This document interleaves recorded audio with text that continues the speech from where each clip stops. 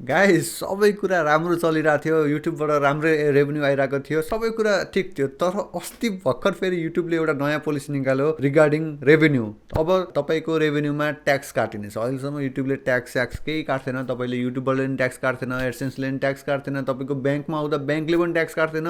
तपाईँले जति कमाउनु भयो त्यति पुरै एमाउन्ट पाइन्थ्यो। अहिलेसम्म केही लटरपटर केही ल्याङ नै थिएन। तर फेरि अहिले चाहिँ युट्युबले ट्याक्स काट्ने भनेर अस्ति मात्र पोलिसी निकालेको छ। ट्याक्स इन्फर्मेसन सबमिट गर कि गर भनेर नोटिफिकेसन आएको आइछ।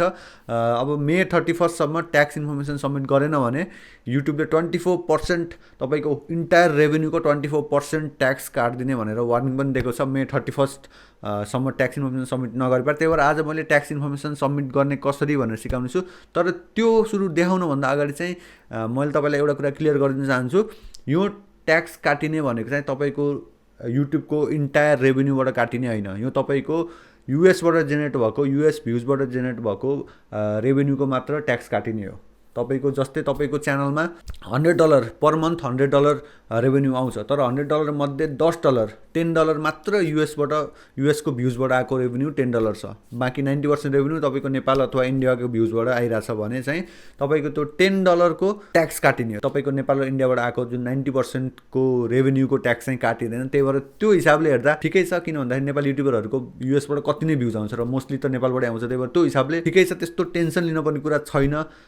यदि इन्टायर रेभेन्यूको ट्याक्स काटिन्थ्यो भने चाहिँ प्रब्लम हुन्थ्यो। अफकोर्स सबैलाई प्रब्लम हुन्थ्यो, तर हामी नेपालीहरूको लागि धेरै प्रब्लम छैन यसले। किन भन्दाखेरि युएस भ्युज एकदम कम हुन्छ नेपालीहरूको लागि। अब मेरो स्क्रिनमा जाउँ, मैले तपाईँलाई क्लियरली सबै कुरा देखाउने छु। ट्याक्स कसरी फिल गर्ने, के अप्सन सिलेक्ट गर्ने, अनि मैले तपाईँलाई युएस रेभेन्यू कसरी हेर्ने, आफ्नो च्यानलमा युएसबाट कति रेभेन्यू आछ भनेर त्यो कसरी हेर्ने मैले सबै देखाउने छु। अब जाउँ मेरो स्क्रिन। सो हामी ट्याक्स इन्फर्मेसन सबमिट गर्नु चाहिँ हामी गुगलको एडसेन्समा आउनुपर्छ। यो मेरो एडसेन्स एकाउन्ट हो। यहाँ तपाईँले अहिलेसम्म त्यो ट्याक्स इन्फर्मेसन सबमिट गर्नुभएको छैन भने यहाँ माथि नोटिफिकेसन नै आउँछ ट्याक्स इन्फर्मेसन सबमिट गर भनेर, अनि त्यहाँ क्लिक गरेपछि सिधै रिडाइरेक्ट गर्छ त्यसले।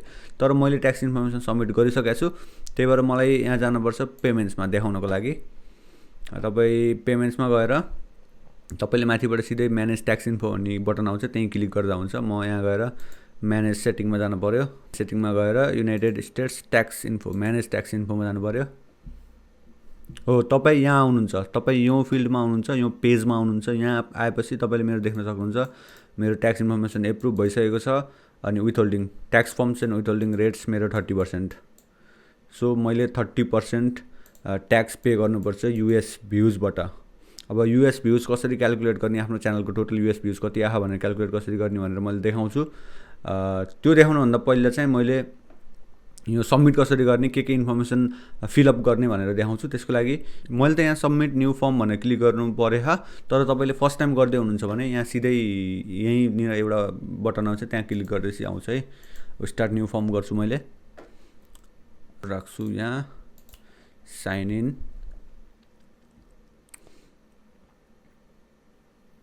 ओके, अब यहाँबाट सुरु भयो तपाईँको what type of account is स्वागत गेवाली। अब यो इन्डिभिजुअल हो या नन इन्डिभिजुअल हो। मेरो चाहिँ इन्डिभिजुअल हो। यदि तपाईँको बिजनेस एकाउन्ट हो अथवा अर्गनाइजेसनको एकाउन्ट हो भने यो क्लिक गर्नु पऱ्यो। मैले इन्डिभिजुअल गरेँ, नेक्स्ट गर्छु। Are you citizen or resident of the United States, होइन, नो गर्छु मैले।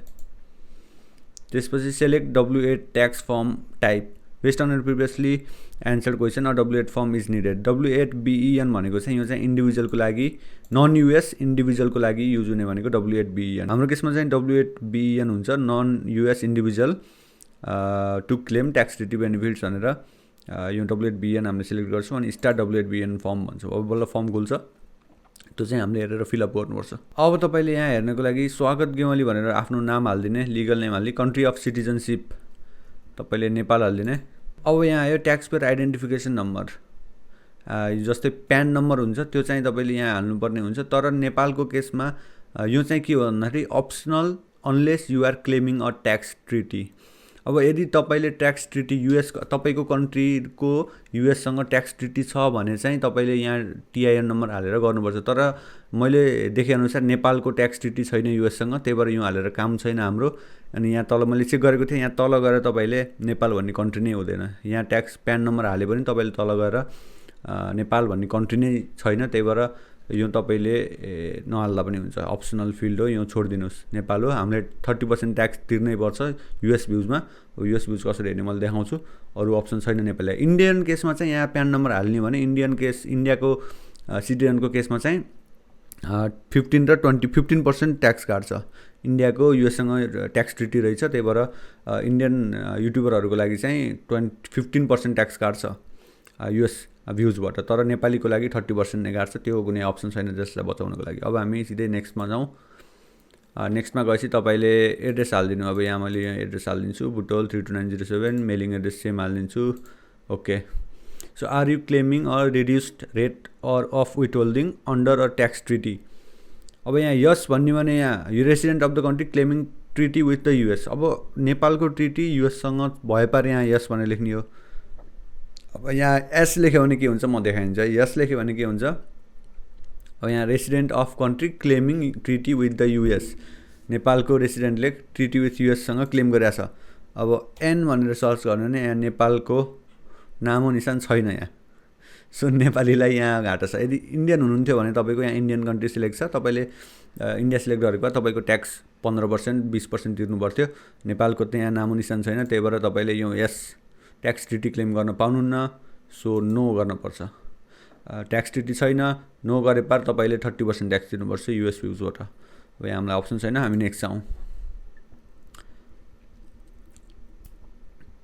सो यहाँ फर्म आइसक्यो, यो तपाईँको हामीले फिलअप गरेको टक्क फर्म फर्मेटमा आइसक्यो। अब तपाईँले यहाँ यसो हेरेर यस्तो गर्नु, राइट नै हुन्छ। यहाँ कन्फर्म गर्नु, नेक्स्ट गर्नुहोस्। अब यहाँ सबै yes I am the person listed in the signature section as I am completing this form on my own बिहाल्फ। यहाँ चाहिँ फुल नेम लेख्नुहोस्। अब यो चाहिँ तपाईँले आफ्नो एकाउन्ट हो, आफ्नो नाम हो, आफ्नो फर्म हो भने यहाँ यो लेख्नु। अरू कसैको तपाईँले हामी धेरै जस्तो हामीको चाहिँ यहाँ आफ्नै हुन्छ, यहाँ अरूको हामीले गरिदिएर त बसिन्न। सो आफ्नै फर्म हो, लिगल नेम आफ्नै हो सबै भनेर यहाँ गरेर तपाईँले नेक्स्ट गर्नुहोस्। अब यहाँ अर्को क्वेसन आयो, has the individual or entity identified in the tax identity section performed any activities and services for Google within US. So यहाँ नाम भएको मान्छेले इन्डिभिजुअलले युएसमा गुगलसँग केही सर्भिस, गुगलको लागि केही सर्भिस गरेको छ या यताउति गुगलसँग रिलेटेड छ भनेर सोधेको छ। अफकोर्स छैन, यहाँ ओके गरिदिने। अनि चाहिँ आर यु प्रोभाइडिङ, अब यो चाहिँ तपाईँले यदि फर्स्ट टाइम एडसेन्समा यो ट्याक्स इन्फर्मेसन सबमिट गर्दै हुनुहुन्छ तर तपाईँले अहिलेसम्म एडसेन्स अथवा युट्युबबाट तपाईँले पैसा पे आउट निकाल्नु भएको छैन भने चाहिँ तपाईँले यो सिलेक्ट गर्नुपर्छ। यो ट्याक्स इन्फर्मेसन हो, अहिलेसम्म मैले पेमेन्ट रिसिभ गरेको छैन। तर यदि तपाईँले पहिला पनि एडसेन्सबाट पेमेन्ट रिसिभ गर्दै आउनुभएको छ अनि ट्याक्स इन्फर्मेसन सबमिट गर्दै हुनुहुन्छ भने यो सेकेन्डको टिक गर्ने, I am providing tax information payment profile that has previously received payments है। अब यो चाहिँ दुईवटा तपाईँको केसमा तपाईँले आफ्नो अनुसार गर्नुहोस्। यदि तपाईँले पेमेन्ट रिसिभ गर्नु भएन अहिलेसम्म भने माथिको, यदि अहिलेसम्म पहिला पेमेन्ट रिसिभ गर्दै आउनुभएको छ भने तलको। त्यसपछि यो गरिदिने, चेन्जेसमा केही पनि गर्नु पर्दैन अनि सबमिट क्लिक गरिदिने। तपाईँले सबमिट क्लिक गर्ने बित्तिकै तपाईँको, मैले त सबमिट क्लिक गर्न भएन किन भन्दाखेरि मैले पहिले नै ट्याक्स इन्फर्मेसन सबमिट गरिसकेको छु। सो तपाईँले यति सबमिटमा क्लिक गरिदिनु। सबमिटमा क्लिक गरेपछि तपाईँको कस्तो देखाउँछ भन्दाखेरि यहाँ गएर तपाईँको मैले देखाइन्छु कस्तो देखाउँछु भनेर, म्यानेज सेटिङमा गएर तपाईँको पनि त्यहाँ सबमिट क्लिक गरेपछि तपाईँको यस्तै एप्रुभड सबमिटेड कहिले गरेर सबमिटेड बाई नाम अनि यो तपाईँको 30% विथहोल्डिङ रेट्स 30% ट्याक्स काट्छ भनेर तपाईँको यहाँ यति आउँछ। यो भनेपछि तपाईँको प्रोसेस कम्प्लिट भइसक्यो। ट्याक्स इन्फर्मेसन सबमिट भइसक्यो। यो भएपछि अब तपाईँलाई तपाईँको युएस भ्युजबाट हो नि त ट्याक्स काटिने, युएस भ्युजबाट 30% ट्याक्स काटिने हो। सो अब चाहिँ हाम्रो च्यानलमा युएस भ्युजबाट कति रेभेन्यू जेनेरेट गर्छ त्यो हेरौँ, त्यसको 30% काटिन्छ। तपाईँको ओभरअल च्यानलको 30% काटिने होइन, तपाईँको युएसबाट आएको भ्युजको 30% मात्र काटिन्छ। अब युएसबाट आएको भ्युज कसरी हेर्ने भनेर मैले त्यो सिकाउँछु।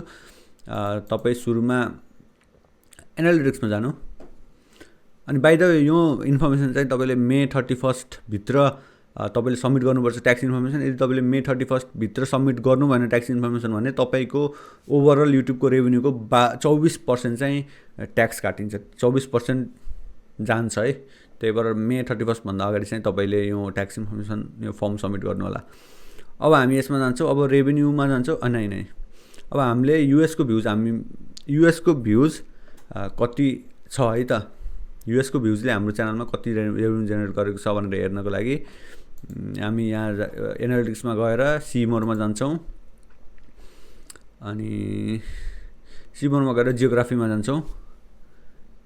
सो सो जियोग्राफीमा गएपछि तपाईँले यहाँ हेर्नुहोस् नेपालबाट 91% मेरो नेपालबाट आछ, इन्डियाबाट 1.3, साउथ कोरियाबाट, युनाइटेड स्टेट्सबाट 0.2% भ्युज मेरो युनाइटेड स्टेट्सबाट आयो। अब तपाईँलाई रेभेन्यू कति आएको छ त युनाइटेड स्टेट्सबाट? भ्युज त 0.2% आएको छ, तर 0.2% भ्युजले कति रेभेन्यू जेनेरेट गरेको छ भनेर हेर्नको लागि चाहिँ तपाईँ यहाँ सेलेक्ट सेकेन्डरी मेट्रिकमा जाने, मोर मेट्रिकमा जाने, योर एस्टिमेटेड रेभेन्यूमा जाने है। यहाँ क्लिक गरिदिएपछि तपाईँको युएसले कति रेभेन्यू जेनेरेट गरिदिएको छ भनेर आउँछ। युनाइटेड स्टेट्सले तपाईँले त्योभन्दा पहिला कुन मन्थको हेर्ने हो? हामीले फेब्रुअरीको हेरौँ है त। फेब्रुअरीमा युएस भ्युजबाट मेरो च्यानलले कति रेभेन्यू जेनेरेट गरेको छ भनेर हेर्नु पऱ्यो। अब युनाइटेड स्टेट्सले हेर्ने भने 1284 1284 रुपिज चाहिँ मेरो युएस भ्युजबाट आएको छ फेब्रुअरीमा। भनेपछि तपाईँको 1284 रुपिजको 30% ट्याक्स चाहिँ काटिने हो।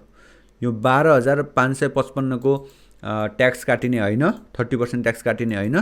तपाईँको युएसबाट जेनेरेट भएको भ्युजको युएसबाट जेनेरेट भएको रेभेन्यूको 30% काटिने हो, जुन कि 1284 को 30% रेभेन्यू काटिने भयो, ट्याक्स काटिने भयो। सो नेपाली युट्युबरहरूको लागि खासै प्रब्लम हुँदैन, किन भन्दाखेरि नेपाली यदि तपाईँको च्यानल नेपाली ल्याङ्ग्वेजमा छ भने मोस्ट अफ द अडियन्स चाहिँ नेपालबाटै अथवा इन्डियाबाट हुन्छ, त्यही भएर यो सबै रेभेन्यूबाट ट्याक्स काटिँदैन। ट्याक्स भनेको युनाइटेड स्टेट्सको यो 1284 रुपियाँको 30% ट्याक्स काटिन्छ।